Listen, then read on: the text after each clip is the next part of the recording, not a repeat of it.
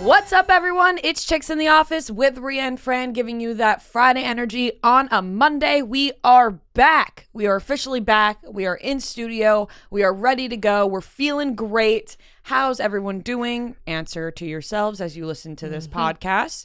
Not a question to us? No, not a question to you guys. It was a question to the listeners. Give them a chance to respond, and then it's your guys' turn. Great. So happy to hear that. Happy Monday, everyone. Yeah. Damn, sorry to hear that. Yeah, that's yeah. All right, we'll get 2 reactions. Noah's got to be. Noah's so pissed he's here. It's Bachelorette is back, guys. It's Monday. Yeah. We got it.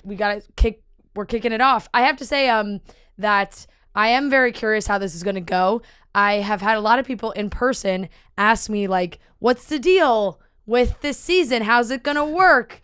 And I guess just because they assume I would know everything there is to know about this show, but I really do try and avoid spoilers as much as possible. So I was like, I don't have an answer for you. I literally have no idea. People are like, so how's it gonna work with the 2 Bachelorettes? I'm like, I don't know. You'll find out when I find out. Yeah, we'll get to, our vacation talk in a second, but wanted to talk about how awful the promos have been for The Bachelorette. I gotta be honest. The editing, the graphics, the photos they are choosing, 2 beautiful, stunning girls that I think they are doing dirty with these graphics. They do, and then they're so beautiful, both girls, and they like at the. Did you see the pictures of them at like the premiere party? And they were both in those 2-piece like sets. Yeah, and Rachel's in this Dolce and Gabbana set. I was like, a pop off, queen, and they don't. It's not the same. Doesn't translate.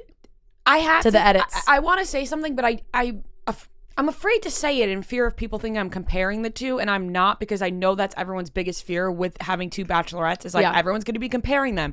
I am not trying to do that, but I did see other people saying my exact thought, so I'm going to say it because I feel like other people will agree with this. I think they're making Gabby look like the star of the show and Rachel like kind of off in the background. I think, like, have you noticed the promos? Maybe it's that's like some foreshadowing. It's like Gabby's like her picture is a little bit bigger than Rachel's in the promo they post on The Bachelorette. I was like, why? I just feel like they're doing them dirty. It could also be because Gabby is taller than Rachel by a decent amount. Well, then they gotta resize the photos because they're making Gabby look like she's like the. Right. I don't know if I'm wording this correctly, so I don't want people to think that I am like comparing. No, I know what you're talking about, but like this one, that picture, it looks like one. Gabby is the Bachelorette and Rachel's her sidekick. They're not centered. They're not centered in the photo, and I do think Gabby, just from seeing the pictures of them, Rachel seems much shorter than Gabby. Right. And when they're in heels, depending on the shoes, it makes a difference. But yes, you're totally right. I don't know, it's just poor editing. It's poor production. My stomach is growling so much. Mine is too. I was hoping. But it's also like the lighting is awful. Like it looks dull. The graphic team, it's awful. Yeah. The promos have been awful. I'm going into this season and the rest of Bachelor seasons. Compared to this, like, look how cute make that the promo. Yeah. Make this the promo of them at the premiere and their adorable 2 set pieces. They look amazing. I don't know what's going on, but they got to get it together. And I'm going into this season and the rest of the seasons going forward with a just totally honest viewpoint. Not that you haven't been doing that. No, I have, but like I've held back a little bit. I'm not holding back anymore. The promos suck. They need to spice it up a little bit. Fire whoever's making these edits and get somebody else on their team, because I know that Noah, Devin, or Natalie could whip up a better edit than that. In whoop it up in 2 seconds. Yeah, like I saw that and was kind of blown away by the whole thing. I agree with you. Anyways, how was your guys' vacations? So nice. I had a little bit of a, like, last year my sister straight up like cried out the window of the car when we were leaving, and I almost had that moment leaving on Saturday morning. I was just like looking out the car window on the way to the airport, was just like, why? Would you ever move there? No. Okay. No, because I was just asking. No, because of the language barrier? No. It's not even because of that. It's the most beautiful place ever that I like to save it for vacation, special occasions, like special occasions every year. Yeah, every year. I just feel like you couldn't for vacation. I don't know, living there. Not that it would take away from the place, because I think you would appreciate it. But you'd probably lose some appreciation for the beauty if you were there all the time. Well, I had that thought while I was in Aruba. Yeah. It was like, what if like you just lived your life as one of these bartenders? Yep. And then I was like, you pack your bags. Would end up hating the beach. Yeah. You would end up hating going to work. Like that's just what happens. Probably. So then you would be like, you wouldn't even look at the beautiful water anymore. Yeah, exactly. So, I had an How was amazing Aruba? vacation. I went jet skiing, and I'm wearing pants today because I have the biggest bruise I've ever gotten in my life. From jet skiing? From jet skiing. And I didn't have an incident or anything, Yeah. but I was going like really fast, and I would like, when you hit a wave, and I would like smash back down onto I bruise easily. Yeah. And so I have like a ginormous bruise on the back of my thigh. Oh, that makes sense. And it's not pretty at all. It's actually quite disturbing, I think, if someone were to see it. So I covered up today. I put shorts on. I said, no, nobody wants to see that. But Aruba was, I've never, I usually I've been to Aruba a couple times now. Obviously, it's amazing every single time. This time, I really did it right. Yeah. Because the first time I went, I didn't really know. That's why it's nice to keep going back to the same places. You start to learn. Because when you go back for the third or fourth time, you're a goddamn expert. Yeah, it's no Italy, but the first time I went, I didn't know anything about Aruba at all. We were kind of just like, my family was just doing things on a whim. Like, it was like, whatever, we'll just see where it goes. Last year, with you guys, I kind of knew some stuff, but we learned a little bit more. This year. And that year was still tough because, there was a curfew, things were closed still. Everything was different. Yeah. This year, I knew what I was doing. Yeah. I had reservations booked every night for a month in advance. There was a goddamn music festival with DJs from Tomorrowland on the beach. Wow. We were like, what did we Is just walk Ibiza? into? I was like, oh my God, we're in Ibiza. It was unreal. I met a wonderful family. Seriously, I thought I was going to be adopted into this family. Yeah, you did text me that halfway through the trip. These two girls who were so freaking cute and sweet came up while I was at dinner, and they just were so nice that I was talking to them for a while. And then I saw them at the bar again after, and the mom literally made me cry. I just couldn't I was like, oh my God, I've never made friends like this on vacation. They were just so nice. It was amazing. But what I was going to say was, usually you go to when I go to on an island or somewhere, I just go to the beach. I'm like, you could go to a pool anytime. But this time around, I was like, I really want to get a good look at these cabanas. I think I want a cabana. Cabana changes everything. A cabana is a game changer. I was very impressed with your cabana setup. Thank you. I did tell you. Thank you very much. I saw the picture, the video. I was like, she's doing it right. And she's doing it right this time. So much so, I got it again the next day. But here's why. So, yeah, I went to the casino and I put $20. I like playing the roulette machines because for some reason I always win on them. I don't know why. Not at the roulette table, but the roulette machines. Yeah. I always win. Put $20 in the machine, I win $500. I'm like, oh my God, this is so grand. This is amazing. I'm winning. That was one night. I go back the same night. So I was like, oh, gotta get a cabana. Mm-hmm. Go back the cabana night. Oh my God, I am on fire. You would not believe your eyes. Okay. Yeah. Every number is hitting every back to back to back. I can't stop. So I think I put 20 or 100 in. I'm up to almost $700, okay? Oh boy. I'm up to almost $700 and I'm like, oh my God, I got to keep going. Yeah. Lost it all. Yeah. Lost it all. Yeah, the trials of gambling. Lost it all. Want it back? Then I put $100 in again. I'm like, I can't go out like this. Yeah. I put $100 in again. Get up to $530. Okay. I'm like, oh. And I'm alone at this point, okay? You're okay. Marty's at a different table. Okay. I'm unsupervised. Okay, because for a second I was like, no. What does that mean? What happened? Why are you alone? No. He was at a table. Okay. So I'm unsupervised at this point. Okay. So I'm like, lost it all again. Oh. It literally kept me up that night. Boy. I was like, Oh, what is boy. wrong with you? What is wrong with you? Marty, we don't have any plane tickets home. He came back. He's like, how you doing? I'm like, it's gone. It's all gone. It's all our future. It's gone. I've lost our life Everything's gone. savings. It's gone. The house, everything. Yeah, it's gone. It just it's that's what happens. But I was up I was just on a high, and I was like, I gotta keep going. And it literally, I woke up at like 5 o'clock in the morning that night, like, oh my God, I can't believe you did that.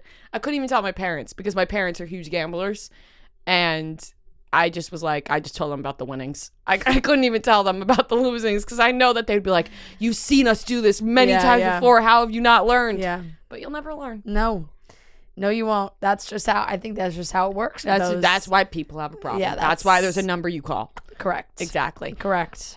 Noah, how was your vacation? It was nice. Not much different from what I've been doing the weeks leading up to it. I have to say, the Cape, we might have to move the show there because there's so many fans. Like, oh my God, girls tagged me in a story with you. Are you just like a Cape superstar? I mean, like, I don't know, like I don't know why, but there's just so many people. And then you know what's funny? The other night I was at a bar. I can't believe you didn't acknowledge that at all. What?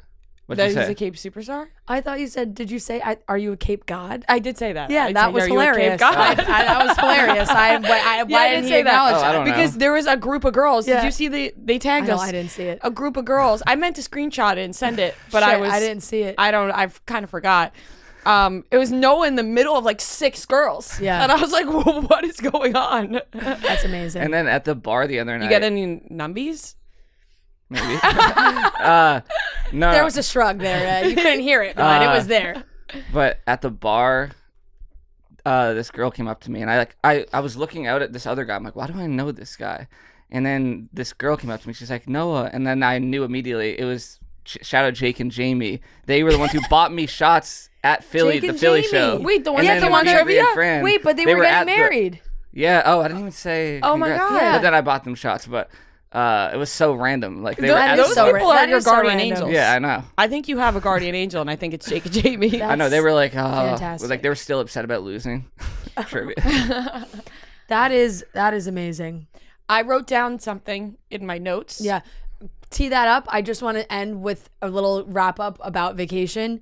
Nothing is better than coming home though after a week away and you get the phone notification like your screen time was down 45% last week. Yeah. And I was like, fuck, that's the good stuff. It's great. It's like, that's amazing. That's Because- how I know that I was actually enjoying myself. And also because we didn't have service a lot of spots. You're in a different country. That's so correct. like you're not connected to you're not like walking back, oh my God, can I connect to Wi-Fi like right No, there? I feel which like is the why time you just difference, too. I leave my phone I leave my phone on airplane mode a lot of just like walking around so that I have it so I can take pictures but I'm not actually using it. Trying to use it, Yeah. yeah. So I was at lunch Yeah. on July 6th, 2:43 p.m. Yes, a late lunch, for those that are wondering. Yeah. And a thought came across me because I ordered, if you want to know my full order, I guess I'll tell the whole thing now. I got a burger that I took a picture of because it looked like the perfect burger. Now I have to show you Did a picture. it taste like? Yeah, it was delicious. But it looked like a burger out of SpongeBob. Does that make sense? Yeah, it looked like it was from the Krusty Krab. Like it was like It was a Krabby It was Patty? a perfect looking burger, I'll be honest, that does look like a Krabby Patty. right? Good amount of lot of seeds on that bun. Like that looks like the Yeah. perfect burger. Anyways, I got a quesadilla and I got nachos. Okay. And the nachos, one side was filled with sour cream, Yeah. which I love. Yeah. I'm a whore for sour cream. I love sour You do cream. love sour cream. The other side was filled with guac. And I was like, What do you mean filled with, like the guac was on the it was nachos? just all over one side. The guac was all over Interesting. one side. Salsa was all over the middle. And then sour cream was all over on the other Interesting. side. It was like in like 3 different. Yes, 3 different Yeah. compartments. And so I wrote this note down. And it says, guac, not that special. People lose their minds over some guacamole. Not me. Let me tell you something. I could not agree with you more, sister. I am more of a salsa gal. Hallelujah. Yeah. I if I have the choice between salsa and guacamole to dip my chip in, I'm going with salsa. Throw cheese in the mix. I'm also going the cheese over the guacamole. I'll go sour cream over guacamole. Dip my chip in. It's not usually a chip dip. A really good guacamole is great, but there's so much mediocre guacamole out there. It's just avocado mashed up. I know, and I also don't love avocado. Yeah, me either. Yeah. Pay extra for guac? No thanks. Yeah. I'm Not good. us. I was laughing uncontrollably thinking about the people that there was a time period where people lost their fucking minds over guacamole. Oh yeah, there's shirts that were like a time period. I was like, I'll pay extra for guac. Yeah. Or just like guac. Like people really lost their damn minds over guac. And I feel like that was like 2016. It was like there was an era. Yeah. And I was not a part of it, and I'm still not a part of it. And I just don't get the hype. I think that people they were hyping themselves up over nothing. Yeah.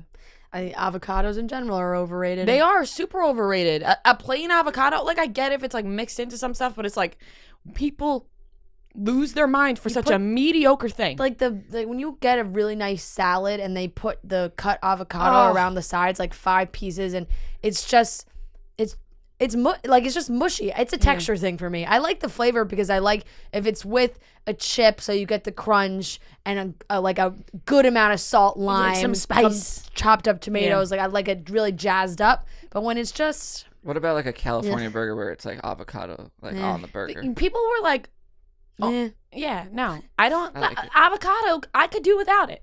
If avocados went missing from the world, I'd be okay. I'd rather have a barbecue burger. Yeah. I would rather have any other burger besides the avocado burger.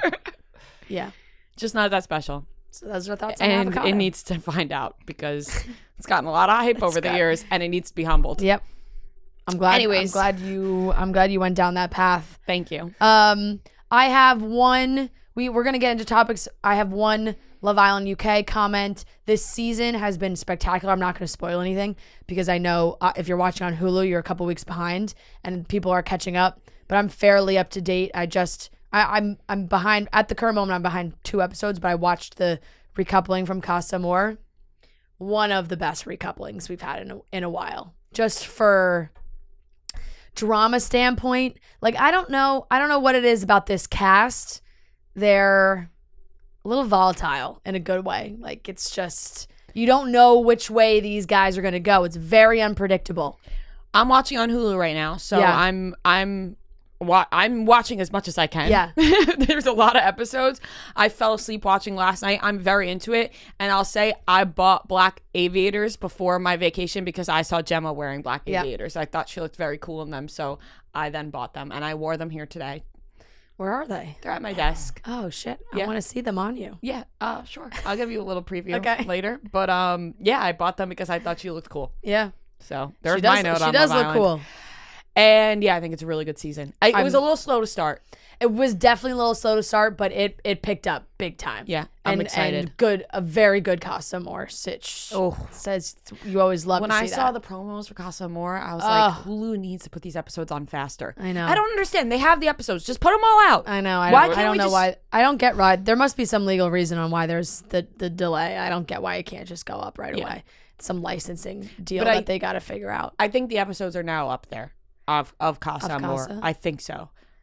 I think today maybe. They just ended last week. Casa just ended last week, so I think there might could be coming soon. Well, I fucking hope so because I'm going home and I'm watching some tonight. Yeah. Anyways. You know what I randomly put on? And I've done this before. I was just scrolling Hulu. I had nothing to watch. I went to season 5 just to see the Anna freak out. Yeah. Watched that one part and then just kept watching other stuff.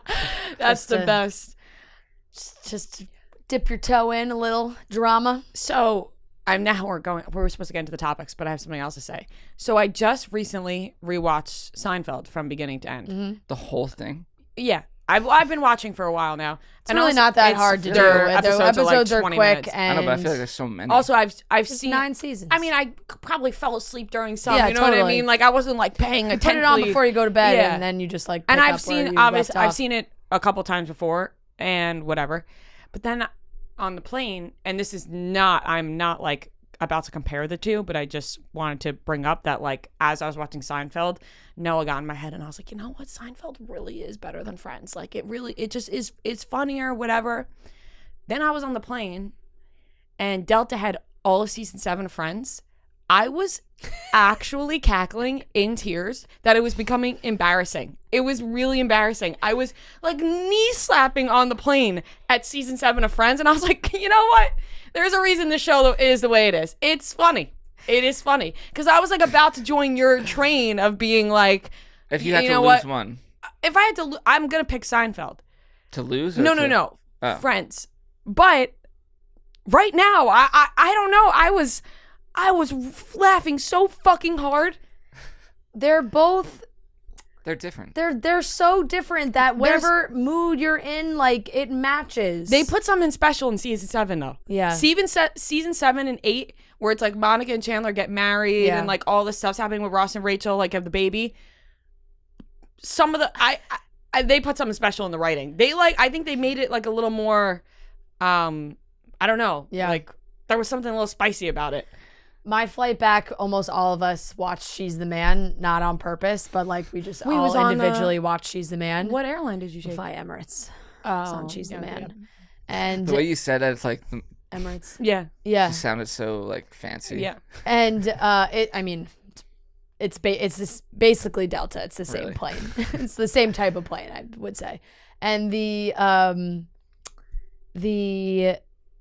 get off in New York and we're waiting for our bags, and G and I are just like, that is truly one of the best movies of all time. Like she was like, I was still cackling at all these moments where I like was audibly laughing.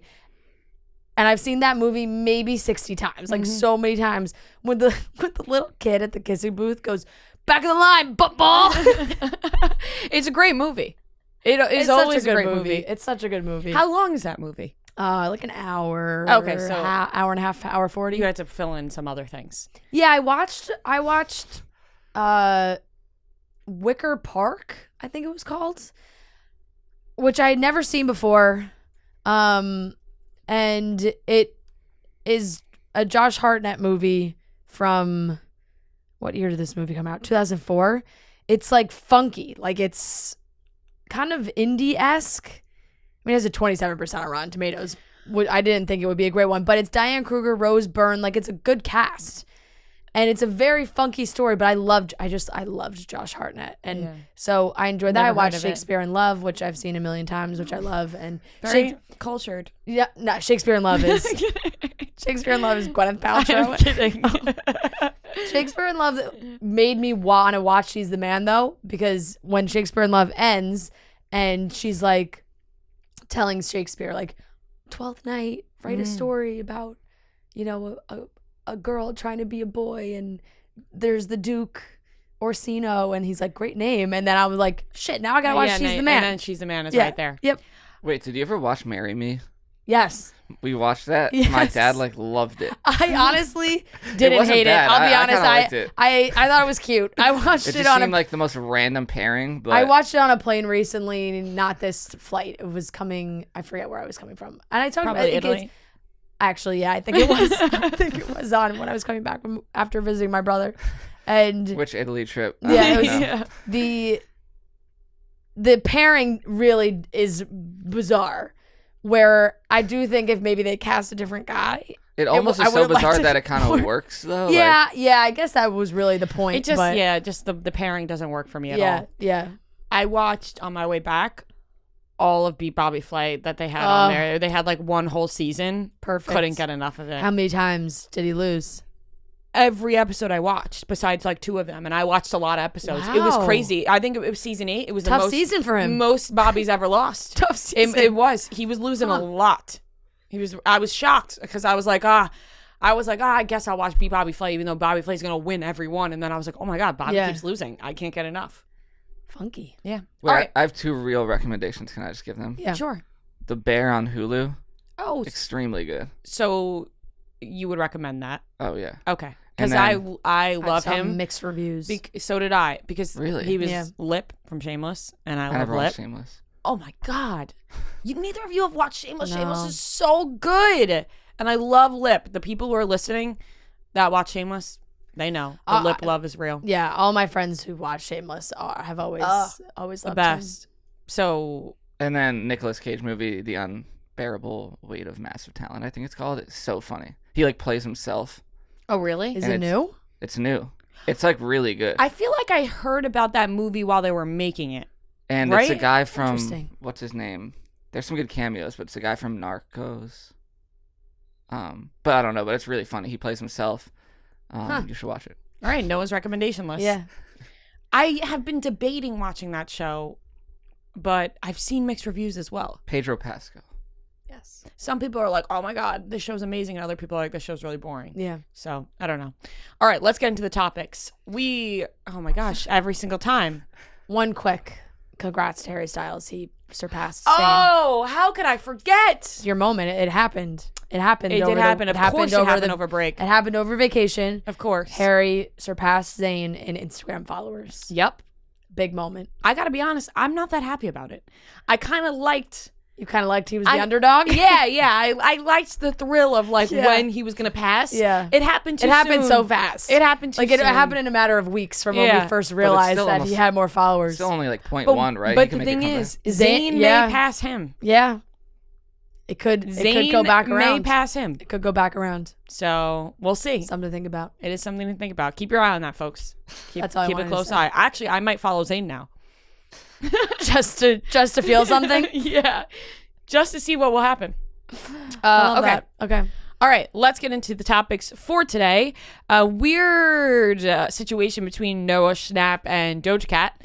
Yeah. We're catching up on some stuff that we missed, by the way. Right. Yeah. That's for those wondering that we're a little late because we weren't here last week. Totally. So we're catching up on that. Armie Hammer is apparently selling timeshares in the Cayman Islands. There's pictures of him. It was a rumor for a while. I don't know. Addison Rae's dad, up to no good, so we'll discuss that. Yep. And then we are going to go through the Bachelorette bios to preview the Bachelorette tonight. So let's get into it, starting off with Doja Cat and Noah. Allbirds create shoes and clothing that are better for you and better for the planet using a revolutionary roster of premium natural materials like their popular Tree Runner sneaker. They're made of eucalyptus tree fiber, a lightweight, breathable, and silky soft material, making the Tree Runner the perfect everyday shoe for getting the most out of sunny days. The Tree Runners are great. I have a pair. They're a great travel shoe. I had worn them actually a couple times in my travels. They are lovely. And also walking around New York City, they are great. They are a great sneaker for summer because they're lightweight, so you don't feel like your foot's really sweating or getting gross. It's airy, it's breathable, it's really nice. The Tree Runners are thoughtfully designed without any unnecessary frills or logos to go with every outfit. They are perfect for exploring a new city during the day and then exploring a new menu at night. If you live in a city or if you're around New York City, I do really think these Tree Runners are a great New York City sneaker, especially in the summer. So find your new favorite shoes for sunny days and upcoming travel at allbirds.com. That's ALLBIRDS.com. Very odd situation between Doja Cat and Noah Schnapp. Am I saying his last name right? I think so. Okay. Schnapp. Okay. SCHNAPP. Got it. Schnapp. So Doja Cat and Noah Schnapp got into a little weird tiff online this past week because Doja Cat DM'd Noah Schnapp asking to be set up with Jeremy Quinn, Joseph Quinn. Sorry. I'm thinking of Jeremy from The Bear. His name is Jeremy Allen White. Anyways. Asked to be set up with Joseph Quinn. Yeah. And then Noah Schnapp posted these DMs with Doja Cat. Yeah. And Doja Cat was not happy. Now, I kind of understand both sides to this argument because people are like, No Schnapp is loved on TikTok. Mm-hmm. So people are like fully on No Schnapp's side. And they're like, Doja Cat is so wrong for this.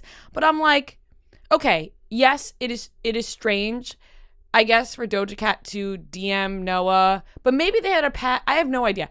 Like, maybe it's a little strange. I don't know, because he's 17. I think they know each other. But I think they know each other from, like, TikTok. If you look at... She wasn't hitting on Noah. Like, No. And if you look at the screenshot... Like, if you look at what was posted of the screenshot of the messages, there's her initial message that says, Noah, can you tell Joseph to hit me up? Wait, no, does he have a girlfriend? But before that, you can't really tell, but there is another, it was either a story or a message or something, because there's like a little heart. Yeah. So like it just shows that there was some kind of interaction on Instagram before this. Like this was not the first time they had interacted. And they are both very popular on TikTok. Yes. So I could assume that there had been some, I don't know, whatever. Probably been at similar events. So then Noah Schnapp posts this DM. Yeah. And everybody takes Noah's side. Everybody's tearing Doja Cat apart. And I'm like, I feel like kind of weird. Kind of weird. What, wouldn't you be upset if somebody shared your messages? Like, they're like, why wouldn't she just DM Joseph Quinn herself? It's like, well, that's like, if you know somebody already, and they're friends with somebody that you're trying to get in contact with, I think I would go to that person too and be like, hey, can you set me up with blah, blah, blah, instead of like directly being like, I'm going to just message that person straightforward. You could do that. But she also tweeted like how much she thinks Joseph is like hot. So like, that's kind of the weirder part.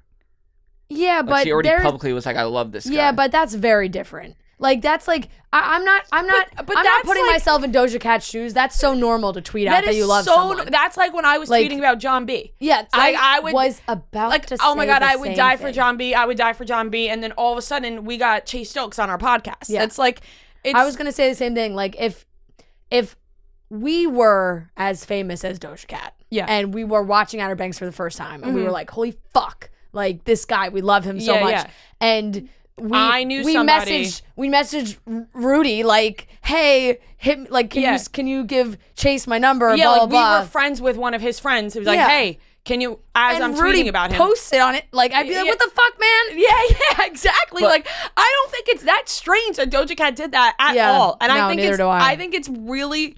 I think people are on the we're going to get shit on for this because people really, really, really do not agree with Doja Cat. And they are so, but this is what I'm talking about when I talk about people and like they just see a couple people take one side and then they go all in on that side because they feel like they have to because everybody's on that side. That's this right now. Like everybody is shitting on Doja Cat. Contradicting yourself a lot. Everybody's shitting on Doja Cat and being like, we are like Noah, he was just doing it to be funny. It's like, what are we talking about here? Like, it just seems pretty straightforward. She didn't want her messages out there. Yes, she may have already tweeted that he was hot, but like, you still don't want someone blowing up your spot asking to be set up with someone. And that's also different from like the way she reacted to it. Do I think it was the right move to then like go on live and be like, that's some snake shit, that's some weasel shit? Like, no, you probably didn't have to do that. He is 17. Like he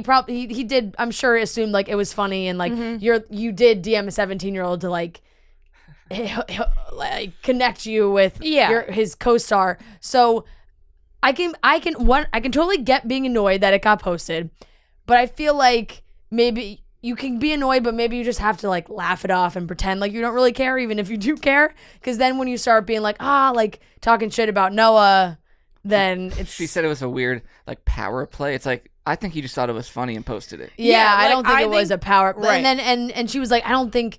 She's like, I'm not saying that encapsulates his entire personality, that he was like socially unaware and whack. I'm like, no, I just think like he made a mistake. Right. It's also not that deep. Like, no, I feel like really if Doja Cat never went on Instagram Live about it, like it would be, that whole thing was bizarre. Like you didn't have to go on Instagram Live and she said, I hope you're recording this. Yeah, it wasn't that deep. And Noah is kind of like Noah likes to, I feel like he's like a prankster. Yeah, like a little instigator. Yeah, he likes to prank. Like this is a tweet someone tweeted.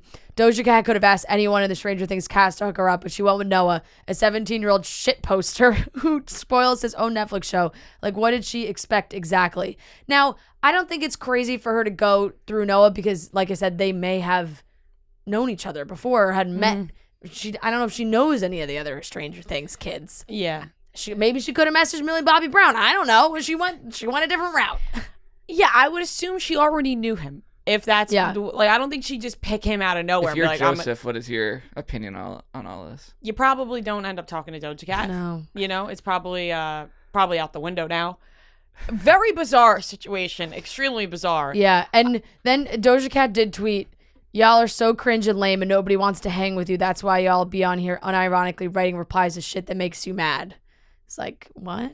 Like now, like why is Doja Cat caring about what I don't know. I think people really they really go hard for Noah Schnapp. They do. They really do. And the TikTok crowd loves him. They do because he's like lifeguarding and stuff. I don't know. What?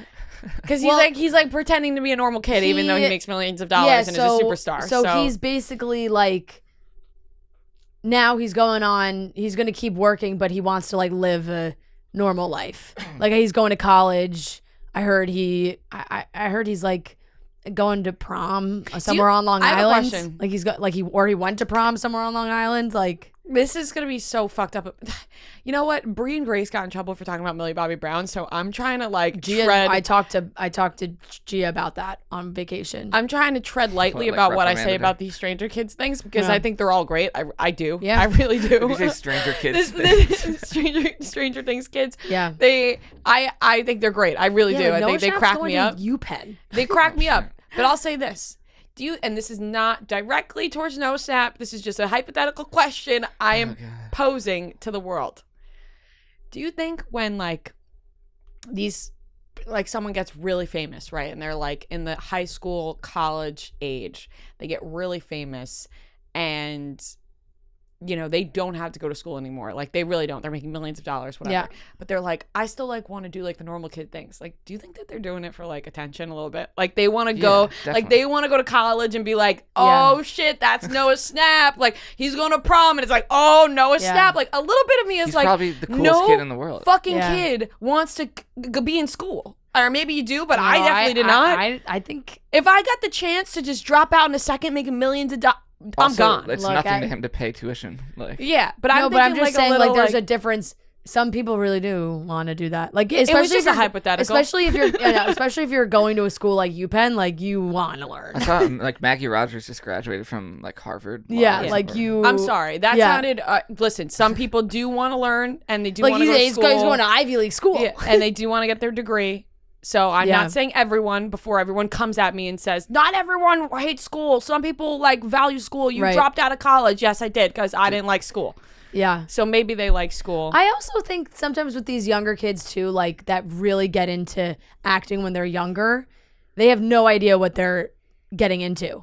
You know, like they have no idea that their show is going to be a massive sensation and like you hope they're gonna be, but you know, because of I don't think like if you're eventually. like if you're 12 or like 11 or 12 and you're cast in this show, you like acting, but I don't think you have these big aspirations of being like the most famous person in the world.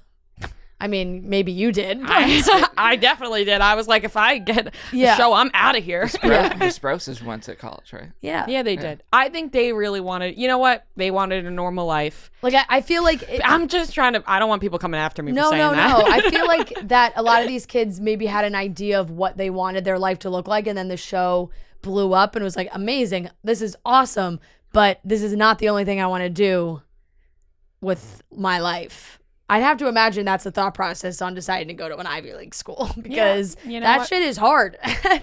that is no joke. But do you... Good for them. Do you enjoy... Yes, but do you enjoy certain moments of that? The attention Absolutely. Of like, everybody knows I also got to imagine that's fucking a giant pain in the ass. Like if you're sitting in class and everyone's just staring at you.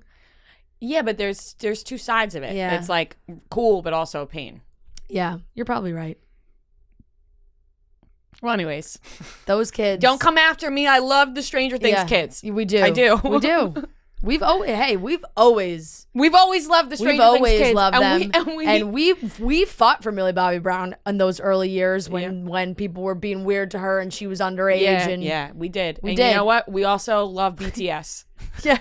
Just throw that one in there.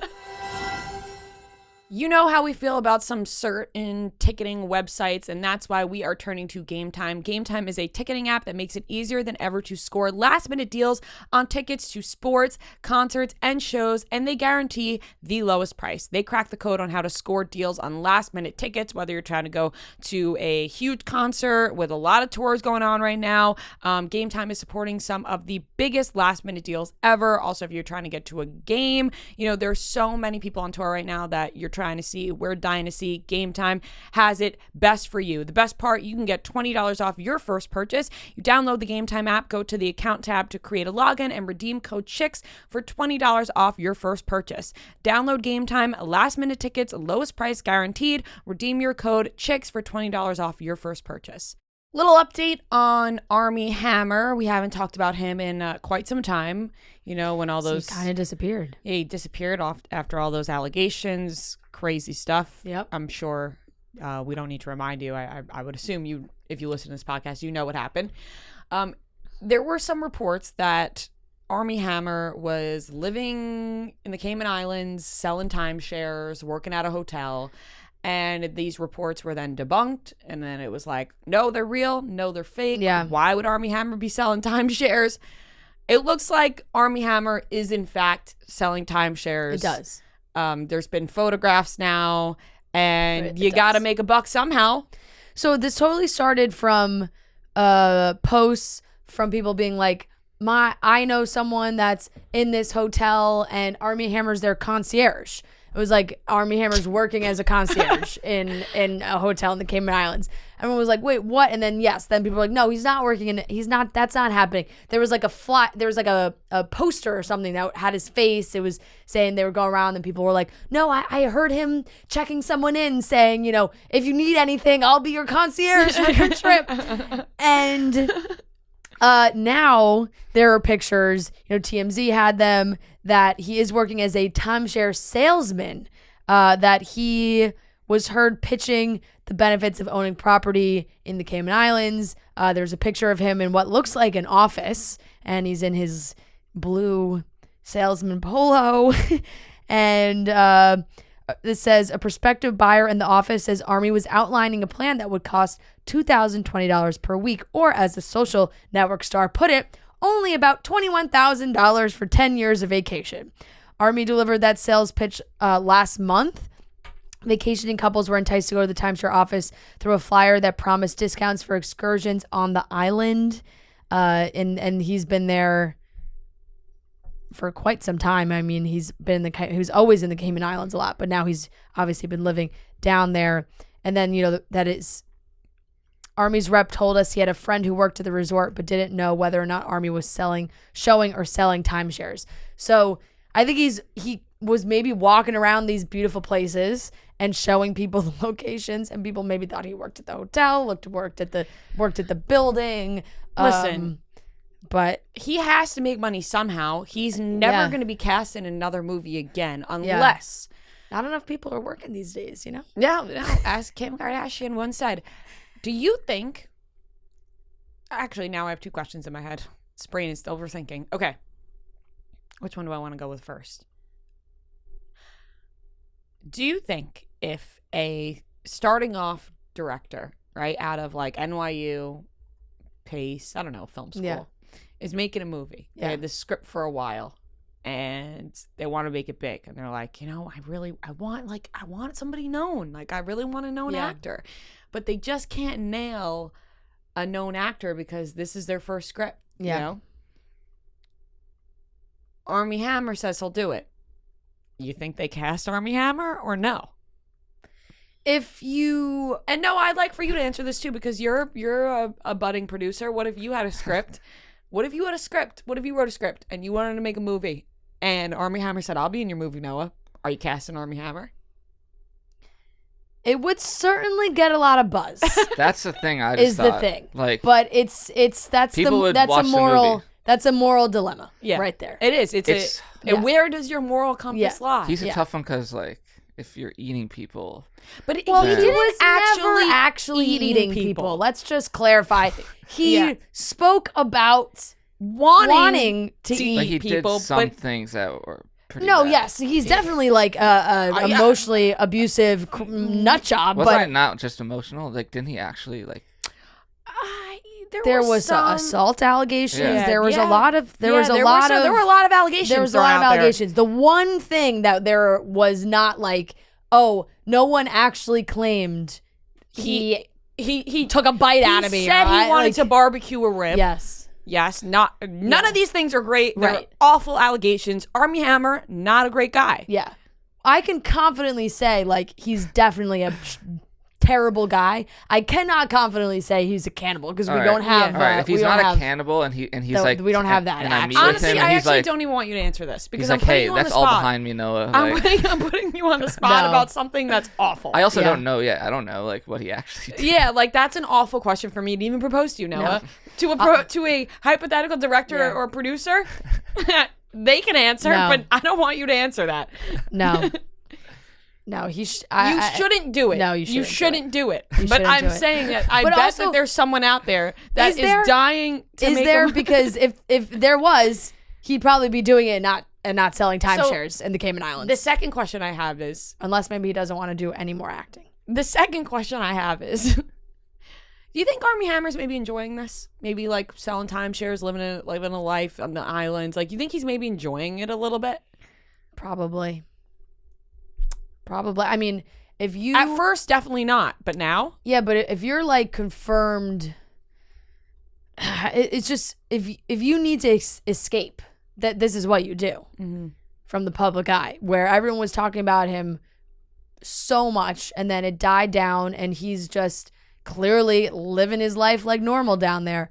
If I was somebody that had some interactions with Armie Hammer from, these women who told their stories about him, I'd be so fucking pissed. This guy is just like living a normal life in a beautiful place. right? You're like, oh, great, he's enjoying the Yeah. Cayman Oh, Islands. nice. He's selling timeshares. Cool. Like, yeah, you wouldn't even want to see his face. yeah. He has a job. He's making money. Yeah. He comes from money anyways. Honestly, people shouldn't even be posting him in the Cayman Islands. Yeah. Like, just let him disappear. Like, I know. We would have never known. And especially because this picture of him is apparently and I don't from mean a that- month ago, but it all Yeah. picked up from, I think it was like a couple tweets of people being like, either me or like my parents are at this resort, and they claim that Armie Hammers are concierge, Yeah. and then it blew up from there. And I don't mean that in a, like, let Armie Hammer be in peace. I mean, like, no, these poor girls don't want to see Armie Yeah, Hammer's face exactly. again everywhere. It's like, just, have the guys sell timeshares, I guess, in the Cayman Islands. Yeah, no He's a freak. good. There's yeah. And I hope no budding director out there cast him in Nope. this movie. Nope.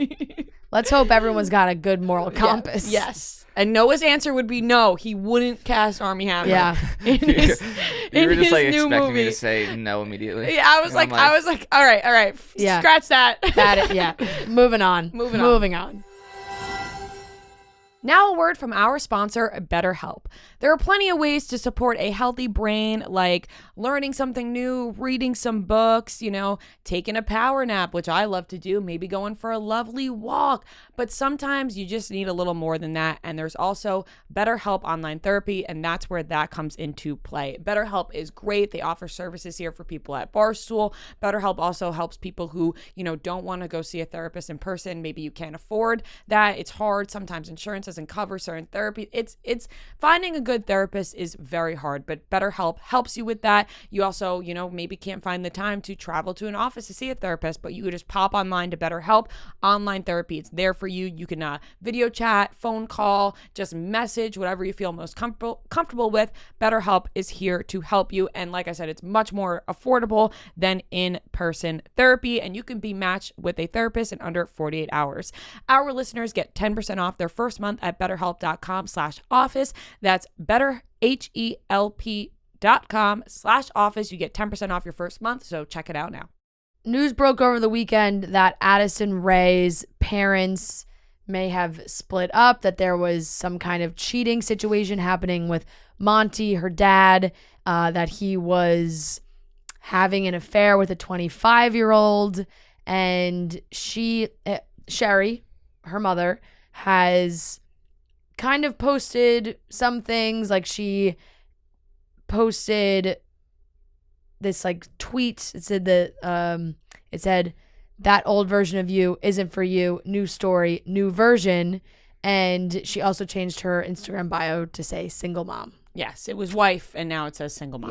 Yeah. So I think that's really all the confirmation that you need. Yes. From that one change. So I was confused because I read that they may have been like split up for a while or separated for a while. I don't really know. But from everything I'm seeing, it looks like Monty was just like kind of a gross pig. Like, he grosses me out. Like, seeing all these videos, like there was a video of him like kind of, trying to grab a girl's ass a little bit.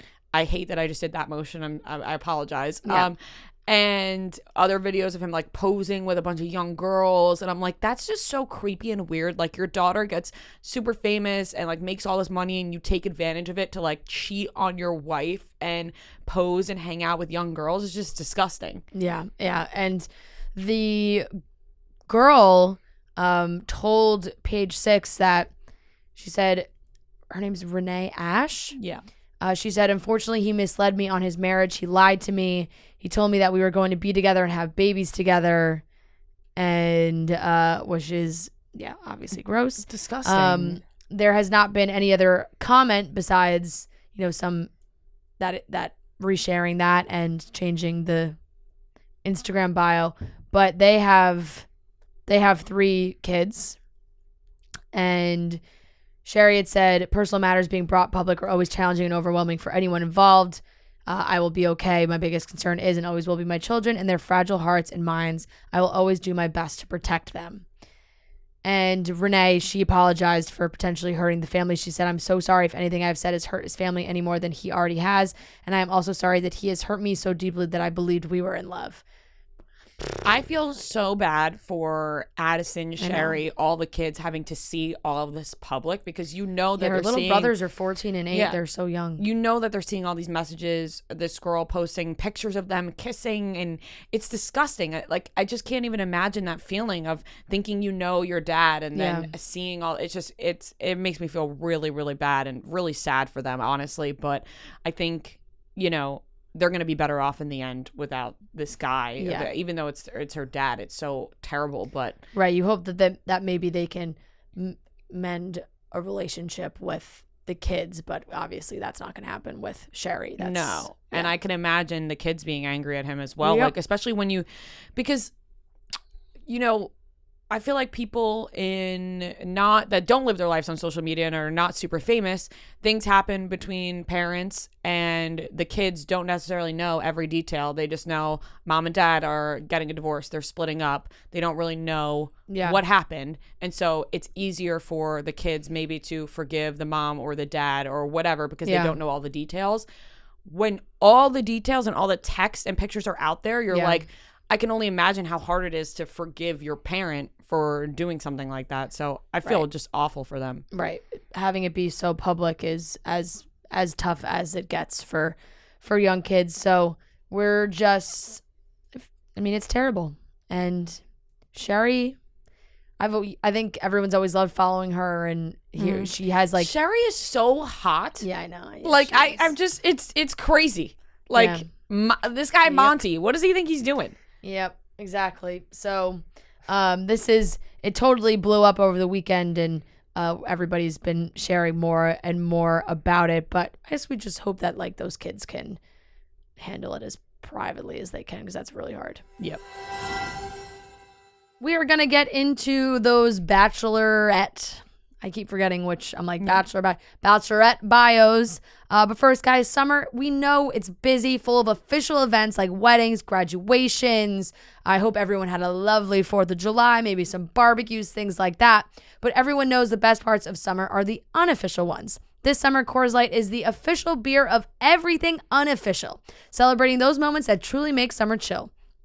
I would say unofficial moments are those weekends where you don't really have any plans, or Friday rolls around, Friday morning, and you say, you know what? I'm going to the beach. I'm going to the Jersey Shore. I'm going to the Hamptons. You just kind of say, I'm doing it last minute. You don't really have any plan. You just wing it, but you end up having the best time. And you got to do that with the Coors Light. It's mountain cold refreshment made to chill. Coors Light is cold lagered, cold filtered, and cold packaged. It's literally made to chill. Summer chill starts with Coors Light. Make the most of your summer with a chance to win exclusive chill merch, fun local experiences, even a trip to New York, Chicago, or Los Angeles. Enter to win at CoorsLight.com/chicks. No purchase necessary. Sweepstakes ends 8/15/22. Game ends 9/6/22. 50 USDC. 21 plus. Only void where prohibited. For rules, visit CoorsLightSummer.com. That was your best legal disclaimer voice. Thank you. That it always it says read in your best fast legal disclaimer voice, and that's I'm getting better at it. You nailed it. And always, guys, celebrate responsibly. This is coming from Coors Brewing Company in Golden, Colorado. All right, folks, the moment we've all been waiting for. The Bachelorette is starting tonight, and we have some bios to go through. We have a big cast, 2 lovely ladies ready to kick it off, and we're going to get right into it so that we don't waste any time talking about these guys. As always, start in alphabetical order because that's the way they do it on the website. So we're going to start with Alec, 27-year-old wedding photographer from Houston, Texas. Oh, off to a hot start already. He's a self-proclaimed lover boy. That's never good. Charismatic, athletic, funny, and why lie? He loves to be the center of attention. Oh, God. Also, by the way, this always takes a very long time, and I'm going to try and summarize as much of the first paragraph as I can before getting into the fun facts, because that's always where more of the fun stuff lie. They're the fun facts. Yeah, let's get to the fun facts. So I just want to clarify if for those who are maybe reading along or looking at the website so they can see pictures and whatnot, we're gonna try and summarize as much as possible. So nothing makes Alec happier than a fresh haircut. He once worked as a DJ at a roller rink, and if he could travel back in time, he would go to the 1800s and be an outlaw cowboy. Red flags all over the place. Nothing makes him happier than a fresh haircut. So hypocritical of me because I love being the center of attention. Yeah. And I love a fresh haircut as well. I love a blowout. But when a guy is so adamant about getting their hair cut all the time or whatever, I guess that's nice to care about their appearance, but I don't know. And a DJ at a roller rink, that means you were really trying to be a DJ and you can only get a gig at a roller rink. I gotta say, the 1800s to be a cowboy is also not the time period I would want to go back to. No. The 1800s, definitely not. No. There's some eras where you'd want to skip over. That, and I would as a woman, I would probably skip over some of those ones.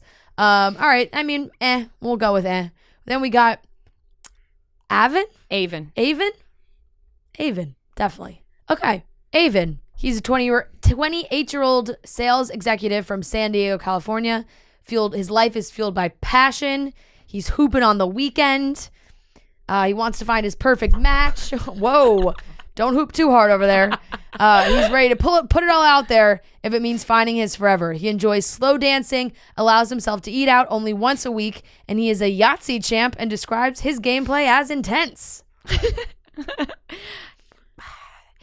I kind of like him. I don't know. The Yahtzee thing kind of is endearing. Yahtzee. Okay. Yahtzee.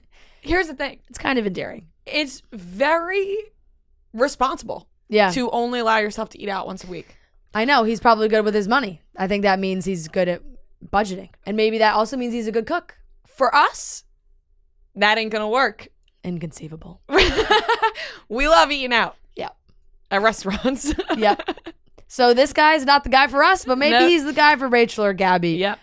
Brandon, 23-year-old bartender from Carlsbad, California. He may be on the younger side, but he is emotionally mature beyond his years and is ready to find the one. He's a former college athlete. He's adventurous, and he is ready to get this journey started. He's terrified of slugs. Okay. Loves to go to the batting cages, and he loves Disneyland and goes every year on his birthday. I hate that. I hate that. See, this is my thing. I love Disney, but I just don't go that often, which I think helps me shy away from the whole Disney adult label. Yeah. But if you go once a year on your birthday. Here's the thing. We could sit here and be nice and try to find a way to make all of these fun facts sound endearing and, oh, well, he DJ'd at a roller rink. He's got to make money somehow. Oh, we love Disney. I gotta go with gut initial reactions. I have to, or else I'm gonna sit here and be nice to every one of these people. Yeah. You know what I mean? Nope, super fair. Disneyland every year on your birthday? But is he Don't doing like it it. ironically, or is he like? No, he loves Disneyland. No, I know, but like some part of him could also be like, this is funny. I don't think anybody's thinking that far into going to Disneyland, ironically, on their birthday every year. Yeah, like I don't love that he goes to Disneyland every year on his birthday, and I'm gonna be honest, I don't love it. I also want to say, but could you justify it by being like, well, if he loves Disney, he could go every year. But we can't sit here and just be just justify every fun fact and be nice about everybody. 30. By the way, I just want to throw out that Gabby is 31 and Rachel is 26. So I think there's a good mix of age range there because that's 5 years. It's a difference. So let's go back to our guys here. Then we got Chris. He's a mentality coach from Redondo, California. Yeah. Redondo Beach, California. He's 30. He's an extremely driven person and has accomplished a lot in his life. Professionally, knows what his goals are and exactly what he needs to do to accomplish them, but his journey for love is just starting. Chris loves mangoes. He has written 2 books and says he's his own favorite author. When asked what Chris fears in life, he says, I don't choose fear. I'm getting big, what was the guy, the motivational speaker from I was getting Riley vibes. I could see that looks wise, but from when asked what Chris fears in life, I don't choose fear, and being a mentality coach, I feel like, what was his name? I forget. Shit. I don't remember. You guys know who I'm talking about. Yeah. He ended up being a disaster. So, all right. I mean, I don't love like life coach, mentality coaches, motivational speakers. They think they're better than everyone else. I appreciate that as a profession. I don't think I could date one. Right. It's like, you're going to tell me I could never be upset because we're going to have a problem. Yeah. Yeah, I agree. Okay, next up we have Colin. A little older. Yeah, 36-year-old sales director from Chicago. He lives for the thrill of experience. Travel is his thing. He hopes to find someone who wants to experience everything the world has to offer right alongside him. He's all about creating long-lasting memories. He's not looking to be the passenger on someone else's train. Sometimes the way they write these things just crack me up. Okay, Colin would love to visit the International Space Station. People who chew with their mouth open make Colin cringe. Colin was the founding member of his high school's breakdancing club. Colin had me. He had me. I was liking what I was reading. International Space Station, that's fucking cool, sure. Oh, chewing with your mouth open, everyone hates that. Lost me at the founding member of the high school's breakdancing club. See, he locked me in. He locked me in at founding his breakdancing club. Yeah, because that means he's a little more fun than... He's fun. Yeah. Oh, boy. Yeah, I don't know. I don't know if I can... I don't know how I can roll with that one. All right, then we have Eric. Oh, strange way to spell Eric. Yeah, I don't personally know Eric, but I know a lot of people that know Eric. Really? Because he's from New Jersey? Yeah. You always know people on this show. I'm starting to get a little sick that I don't know anybody. That's not true. You knew people. Oh, yeah, actually. I think it was Matt James this season, actually, I did. Okay, so Eric is a 29-year-old real estate analyst from Bedminster, New Jersey. He is a handsome guy whose quiet confidence is hard to ignore. Who says he's a handsome guy? Whoever writes these bios. Compared to the others, I guess. Yeah. He describes himself as low-key, funny, outdoorsy, and a bit mysterious with a fun side. When it comes to relationships, Eric acts with intention and is looking for the real deal. Above all, he wants to find his best friend. Eric has no interest in going to an escape room. Eric likes his wine both red and white, and he dreams of seeing the Northern Lights in person. I'm fine with Eric. Solid fun facts. Yeah. There's nothing there that screams like, eek. Yeah, no. I love cool red and white wine. Same. Escape rooms can be fun.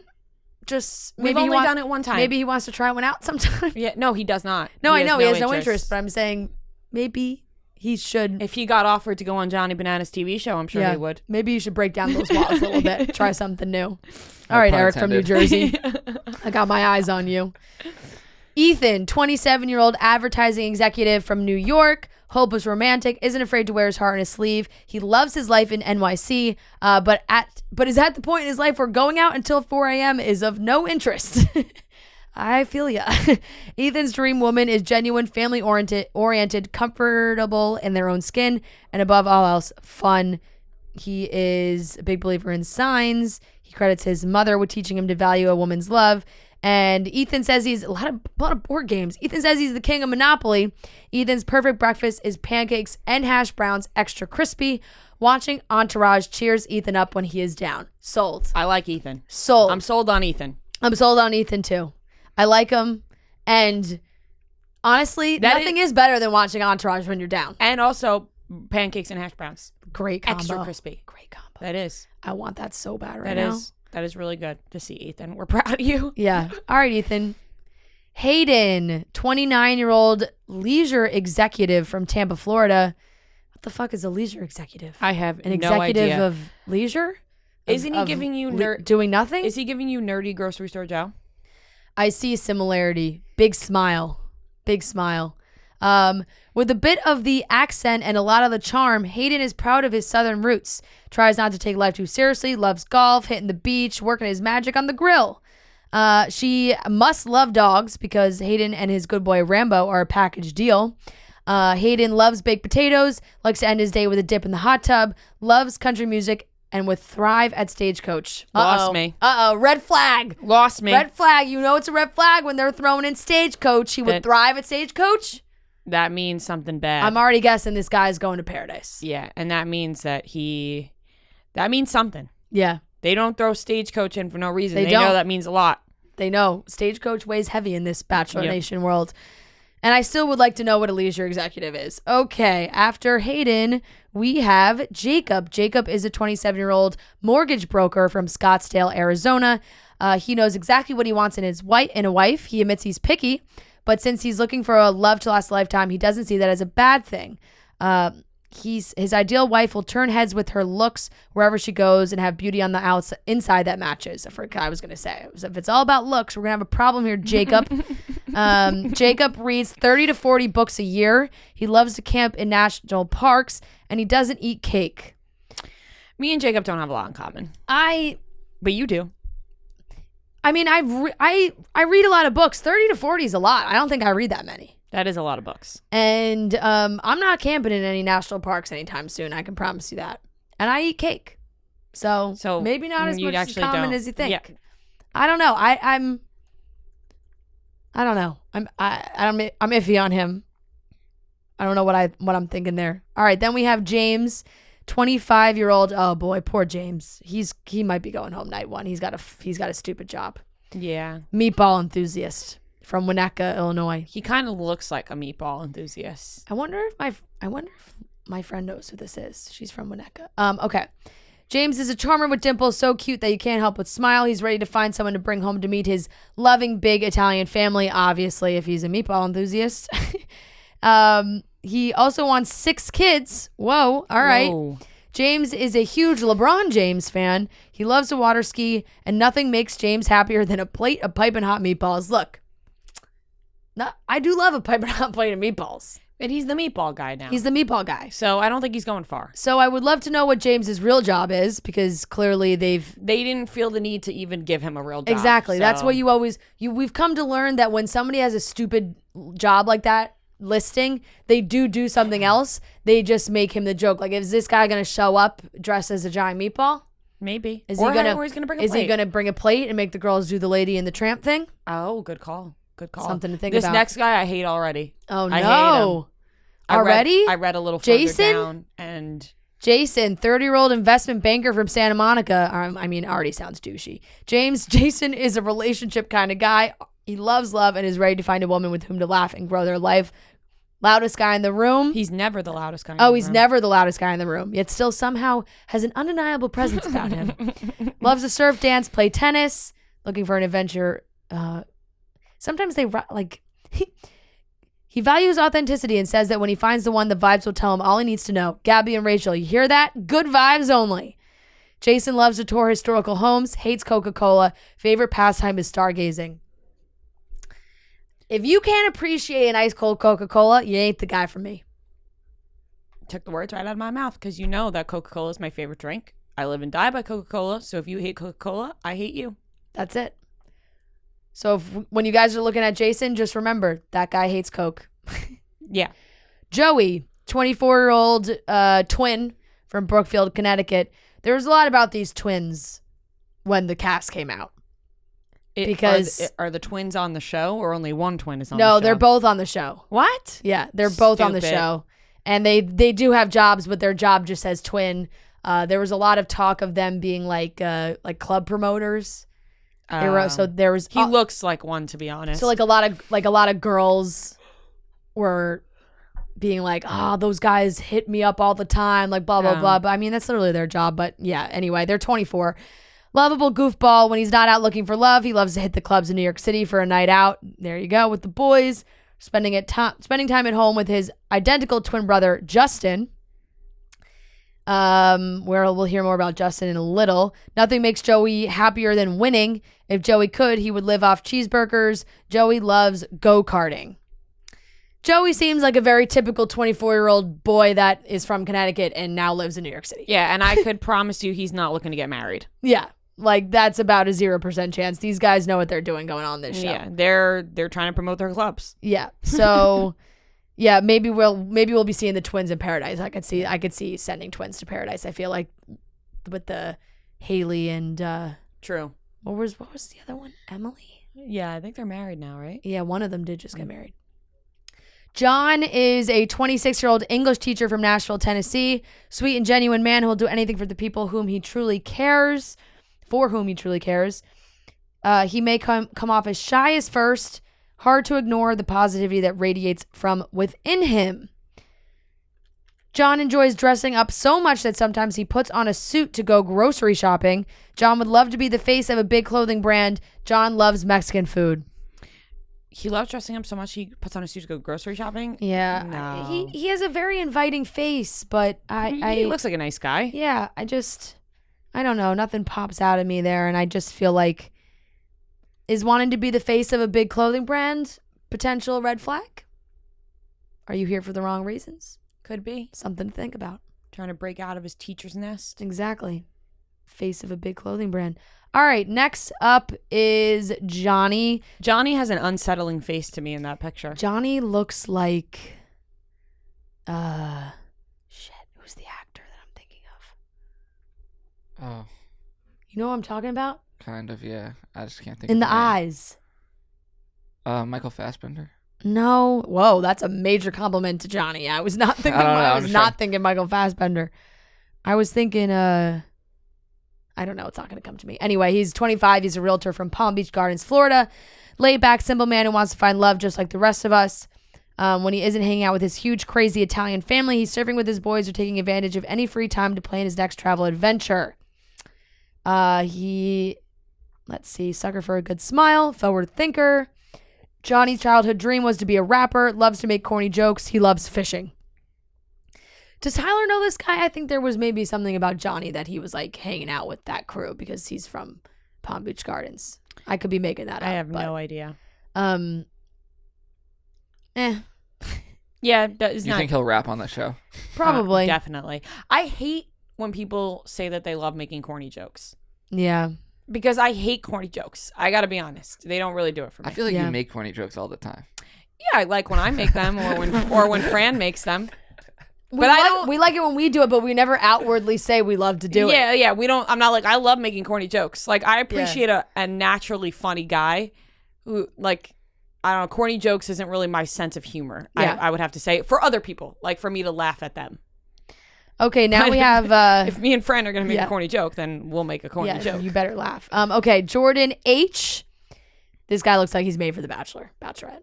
Just from... I know we don't normally talk pictures, but this guy screams he's ready for this show. Jordan H., 25-year-old software developer from Tampa, Florida. He's a adrenaline junkie who follows hard and fast, loves to spend his free time racing dirt bikes, and hopes to find a woman who wants to experience life's greatest thrills by his side. He could be a good match for Rachel. She likes flying planes.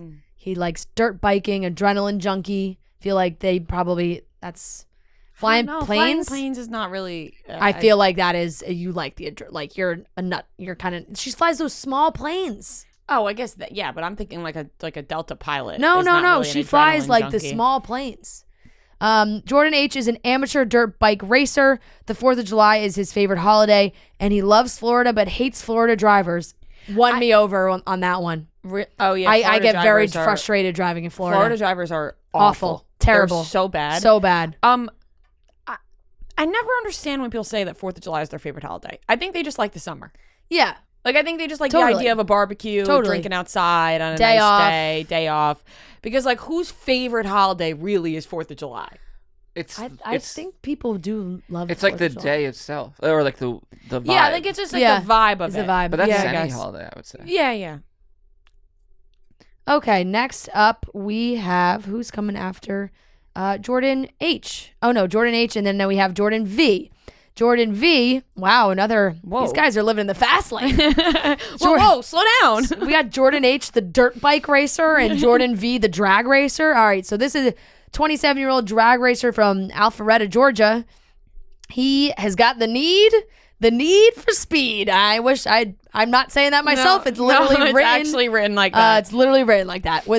When this professional race car driver isn't on the track going from 0 to 337 miles per hour in less than 4 seconds, he loves spending Very time with his specific. nephews. That's very specific, so I have a feeling he's going to go into the house and tell that to everyone. Like, he's going to be like, guys, I can go from 0 to 337 miles per hour in 4 seconds. Yeah. Because I feel like that's a hint that he has to say that, because that's way too specific. And he's coming in on like a that's way too some specific. sort of like car, right? Definitely. Jordan V loves sweet tea. He says the most romantic gift you can give is a handwritten letter. He describes his middle school haircut as the Justin Bieber. Everybody had that as their middle school haircut. If you are around the age of 27, that sounds about right. I'm a sucker for a handwritten letter, though. I'm with Jordan V on that. Great. I am with Jordan V on that. So, I don't know. If Life you in the aren't fast lane. If you aren't doing handwritten letters still, start doing them. Yeah. I'm we'll see. Anybody that's a race car driver, a little nutty in my mind, you know? Also, a little nervous. Like, do I want to live know. my life always thinking about you in the car? I agree. Justin B., 32-year-old physical therapist from Solana Beach, California. Justin B. is a lover, not a fighter. He's all about creating memories in life's little moments and dreams of having a woman who will enjoy what the world has to offer by his side. He's not just looking for his best friend, but rather wants someone who can keep him excited as life naturally settles into calm. Coffee shops are Justin B.'s happy place. Justin B. loves the smell of jasmine, and he dreams of traveling the U.S. in a van. Okay, Dean. All right, you Dean ass. Yeah. Dean acting ass. Yeah, I bet you don't even want to get married. Yeah. Justin B. He looks nice as well. I feel like he has a nice looking face. Feels very calm. Coffee shops, smelling jasmine, living life in a van. Mm-hmm. So it's the simple things in life. For yeah, him. it definitely is. It definitely is. All right, twin number 2, Justin Y. He looks like the nicer twin. 24. The goofier twin. Interesting you say if that. If you go off the pictures. Now, funny you say that. Did you see that the first line is that he's the life of the party? No, I actually didn't. Yeah. I didn't read. I just looked at the pictures and... Very similar bio. Hardworking go-getter who enjoys clubbing in New York City's hottest spots with his favorite wingman, his identical twin brother, Joey. Justin describes himself as attentive and loyal and says that he's ready to settle down when he meets the right one. These 24-year-old kids. They 24-year-olds want to get married working or going to clubs in New York. Boy, are they not wanting to get married. No. Justin Y wants to learn how to salsa dance. He loves the Lakers, and if he could live in any other decade, he would choose the early 90s. Early 90s, that shows how young he is. Yeah, also better than the 1800s. Yes, by far. I would have to agree with you on that. We're gonna see what happens with the twins. I'm curious. I'm assuming they're gonna go for different girls, but I don't more know. drama if they go for the same girl. I guess twin right? battle. Yeah. Yeah. Kirk, 29-year-old college football coach from Lubbock, Texas. A college football coach's name should be Kirk. Yeah, you're right. Kirk is a successful football coach who is ready to find love that will go the distance during the season. But what school? If he's a successful coach. If he's in Lubbock, that's where Texas Tech is. So maybe Texas Tech. He's the Texas Tech football coach. I can't. He's definitely not the head coach. I'm assuming he is. I was gonna say, doesn't he have some other things to do? Should we look to see the Texas Tech football coach University college football coaches? Next contestant is Bill Belcher. Football coaches. Let's look at the link here. Give us a Kirk. I don't see Kirk. Maybe he's not one currently. Yeah, or maybe this is just also not the school. It could be a different. Could be a different school. Could be a different school. Oh wait, Kirk, you got him. Kirk, is that the same guy? Picture looks very different. Let me see. Kirk Bryant, senior offensive analyst. Yeah, that is him. I think that's him. I guess the haircut. The eyebrows are exactly the same. The eyebrows are the same. Yeah, those are some strong eyebrows. Yeah. So he is his first season on the Texas Tech football staff, as he was named a senior offensive analyst by head coach Joey McGuire on December 7th. He worked at Austin Peay for a while. Austin Peay? I don't know how you say that school's name. 4 seasons at Baylor. Yeah, right. I mean, he's been around the block a time or two as far as football coaches go. Yeah, all right, Kirk. Okay, Kirk. Touchdown. That's what it says at the end of his bio. It does. Oh boy, that really does say that. I was really hoping you didn't think I just said that. I wasn't sure. Kirk loves golf, but he isn't very good at it. He never wears white while eating spaghetti, and he would love to visit Santorini one day. All right, Kirk. Nice. I could see something happen with Kirk potentially. All right, after Kirk, we have Logan. Logan, 26-year-old videographer from San Diego, California beach boy, loves the sun, surf, and the idea of finding someone to share them both with for the rest of time. Loves to hang with his boys. He's ready to trade in bachelorhood and find someone to grow with in a meaningful way. Logan's lifelong crush is Elaine from Seinfeld. Logan isn't afraid to skinny dip. Logan loves corn dogs. Logan. I love corn dogs. I am not afraid to skinny dip. And Elaine is a great crush. I'm feeling something for. I am not. There's a connection there for you and Logan. I think it's a great bio. Good bio. I agree. Okay. All right, Logan.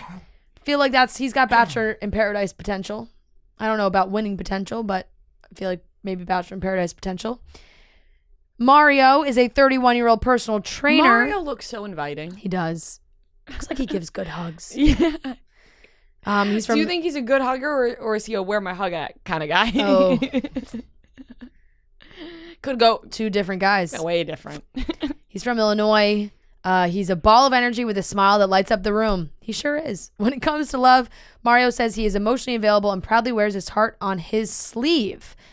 He just wants to make his mother proud. He says he is a Tetris superstar, loves tulips, and likes to end his day by listening to 90s R&B. Oh, I like Mario. Yeah, Mario looks like a good time. Good vibes from him. Mm-hmm. A lot of people talking about their games that they play. Yeah, mine would be Rummy Cube. What would yours be? I guess mine would probably be Candy Crush. I feel like would end up being in my fun facts, which would not be good for me. But yeah.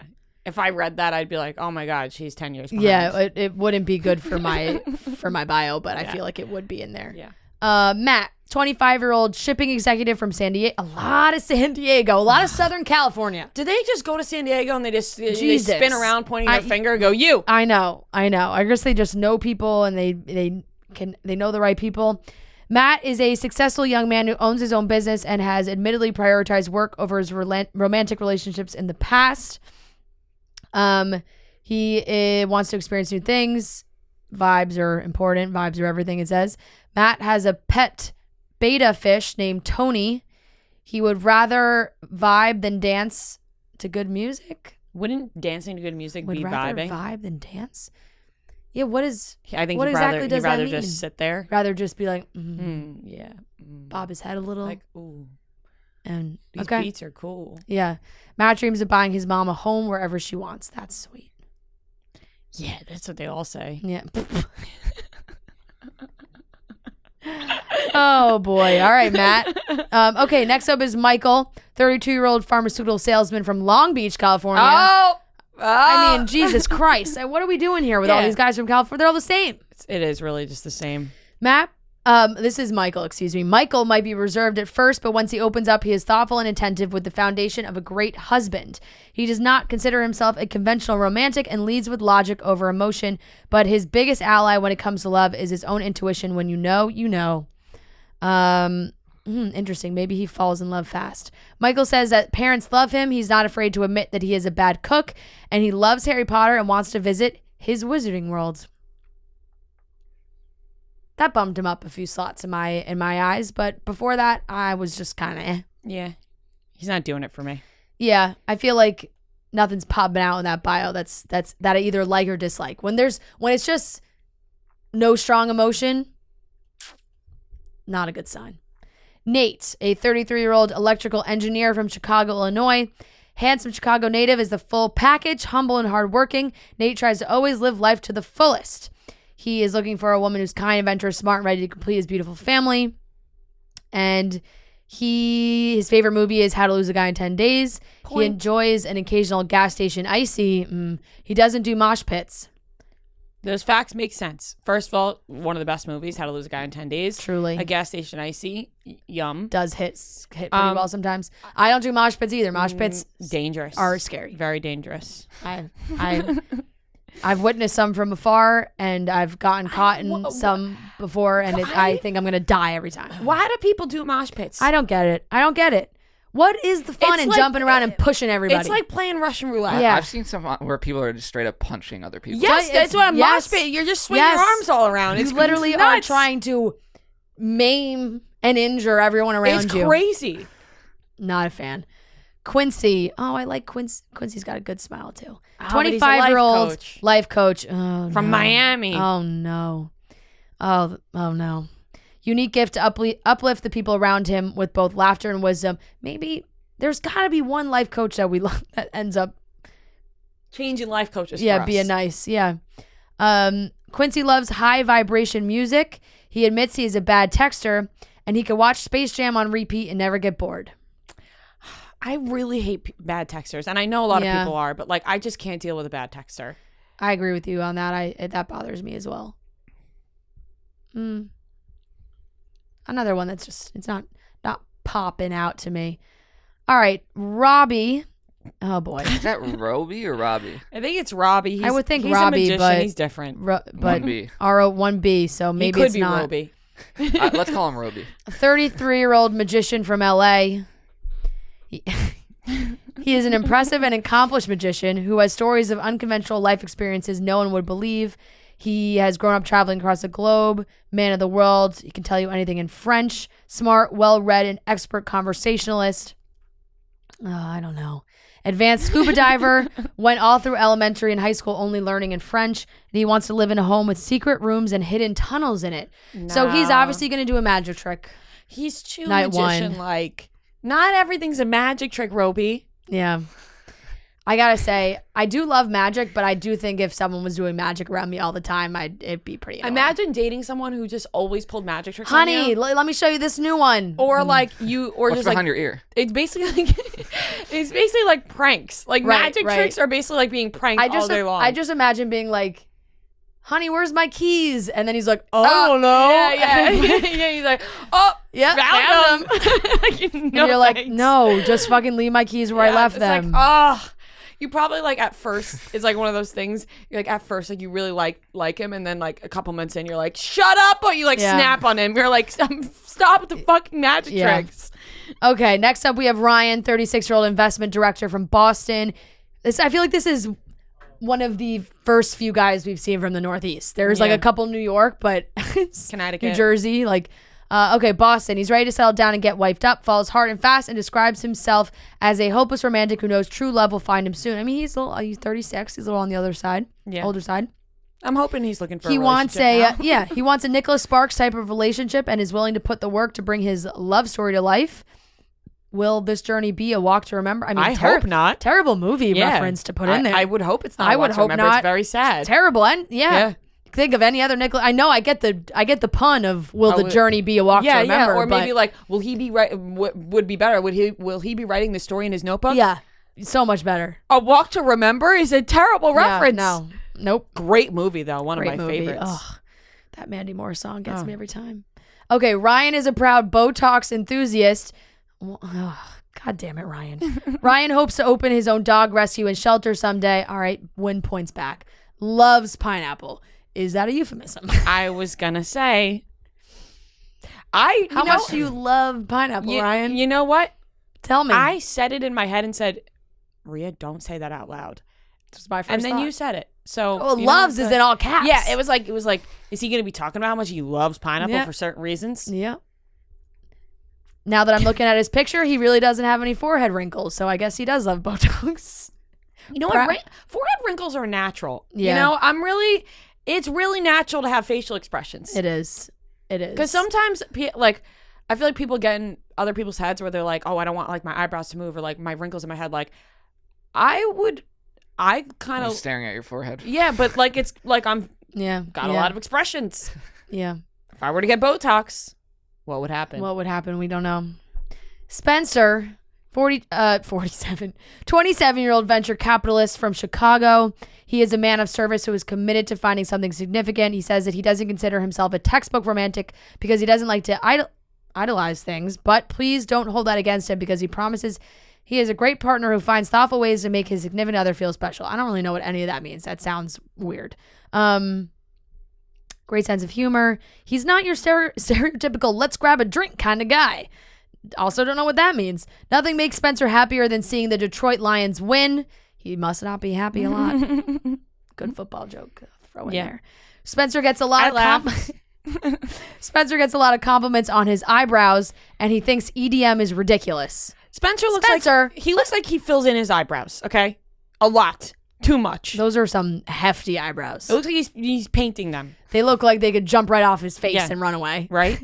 You could make an animated movie about Spencer's eyebrows. Spencer thinks, it makes me think of when, is it 21 Jump Street where like the eyebrows, they start picturing and they're tripping and they're picturing Rob, what's his name? Rob Riggle. Yeah. Rob Riggle. Right? That's his name, Is right? that it? Yeah. Yeah. His eyebrows start moving, like going crazy. Yeah. Also, EDM can be fun. Please don't come after EDM, rave girlfriend. Yeah, EDM is ridiculous. EDM can be fun though. EDM can be fun. Go to a nice concert. You'll have a great time. Yeah. Okay, next up we have Termaine, a 28-year-old crypto guy is his job. That's not a good sign. That's not a good sign. No. He's also from Illinois. Energetic guy with big personality, self-made entrepreneur, is not afraid to be bold and say what's on his mind. Bonus points to anyone who can talk crypto with him. The second a woman says NFT, it's game over. Gross. Oh, boy. I hate that so much. He loves double dates, would love to snuggle with the baby cheetah, and he doesn't like sweets. Termaine may be my least favorite yet. I'm hoping that he does not go in there and start talking about NFTs with these ladies. Oh, his entrance is going to be an NFT. He's going to be like, this moment right here should be an NFT. Oh boy. That could be tough. Okay, then we have Tino, 27-year-old general contractor. He looks like Blake Horseman. From Playa del Rey, California. Yeah, another mixed with Miles California Teller. guy. Yeah, actually. Go with the flow kind of guy. Loves spending time with his family and friends. Surfing, cycling, camping. He's very involved in giving back to his community.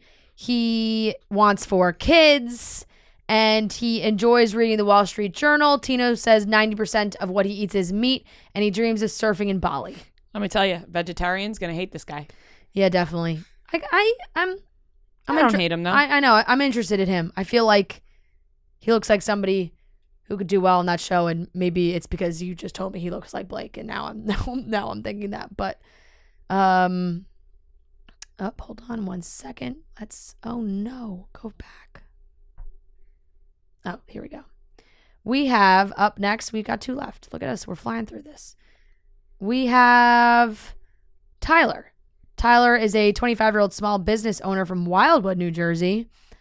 Tyler is an Italian stallion looking for the love of his life. He isn't afraid to be over the top and says that he wants the kind of connection that is so profound others will say that it's the kind of love you only see in movies. He's ready to go big, so we hope that doesn't send him home. That's never a good sign. The last line of the paragraph being, he's ready to go big, so we hope that doesn't send him home. This kid's going to go big and it's going to send him home. Yeah. So, he dreams of visiting every park in the MLB, likes country music that he can dance to, and he's not a good multitasker. He's not really doing it for me, to be honest. He looks like someone I would run into in Wildwood at the Jersey Shore. Yeah. Like I feel like he's got a tattoo sleeve there that's just peeking out. Yeah, right. We haven't seen it fully yet. It's just peeking out at the bottom of the picture. It's dying to bust out. Last but not least, or we'll see, is Zach, 25-year-old tech executive from Anaheim Hills, California, old-fashioned romantic, loves his mom, dogs, and football, charismatic, personable, huge heart. Let's see, serious about finding love that will lead to marriage. So whatever grand romantic gesture it takes for him to get there, he's ready to go. Also could be telling. He would love to be Spider-Man for a day. He doesn't like breakfast. Eggs don't agree with him. He loves beach volleyball and is a master of the Top Gun high five. You know, I love breakfast, but if eggs don't agree with you, they don't agree with you. Eggs could be hard on the tummy. Yeah. I appreciate him listening to his body, what his body's telling him, because right. I don't do that don't a lot. agree with him? No, we definitely don't. We don't do that. I just started taking a probiotic yesterday because I think I have to. Yeah, because we just like to eat what we like to eat. I think it would be fun to be Spider-Man for a day. Of course, anybody would love to be Spider-Man. I think it'd be fun to be any superhero for a day. So that makes we'd sense. all fucking love to be a superhero, Zach. Yeah, Zach Zach kind of looks like a Lawrence brother, like Joey Lawrence and the one from Boy Meets World, Sean. Oh my God, he does. Like, he kind of looks like he could fit. Absolutely does. He looks like he could be a brother of the Lawrence really funny. family. He's like in the middle. Yeah, he could be like the long lost Lawrence brother. Yeah, that's really funny. Yeah. He does. All right, that wraps it up. Wait, what's a Top Gun high five? Of the beach volleyball. The double. Yeah, the double. I think. Cool. Yeah. All right, that is it for these guys. I gotta say, there was a few that were like, ugh, but nothing that I was like, oh, God, no. Yeah, no. Termaine is last on my list of the NFT Crypto guy. I think meatball enthusiast, we're going to get some bad jokes. I love that. meatballs, but like, that was like the sauce lady. Yeah. Or the chicken lady, or it's the same right, shit. Same thing. Yeah. So we'll see what happens, but a lot of sweet looking faces. I'm excited to see what happens and how this plays out. I had fun. I had fun too. Do you have a favorite or? No. Way too soon. If I could pick anyone just right now of who I think might go far, I'm going to go with Jordan H. Good pick. Yeah. Yeah, that's who I'm throwing out there right now. Okay, that's it. Thanks, everyone. Thanks, everyone. That also wraps up the episode, and we'll talk to you tomorrow for the first episode of The Bachelorette. And guys, Wednesday. I got Wednesday. It'll be Wednesday, but I also got to say I'm going to put if you saw the promos of Noah hyping up that the three amigos were going to be back, I had to text him and be like, why are you promoting this? Well, they are going to be back, just not this week. Yeah. When Trent's not here. Trent's like in Scotland for like 2 weeks. So I have no idea where Trent is. Everyone make him feel guilty. Yeah, DM Trent. Trent might not even be back for next week. We have no idea. Ever. Yeah. I have no. So DM Trent and be like, you have to be back for the recaps. Yeah. So unfortunately, there will be no Trent. There will be no Trent. We'll be here though. If you guys like us, we'll still be here. There will be 2 very special guests. Yeah, there will be 2. On Wednesday. On Wednesday. Very special guests. You could probably guess what that means. Okay, we'll see you guys on Wednesday.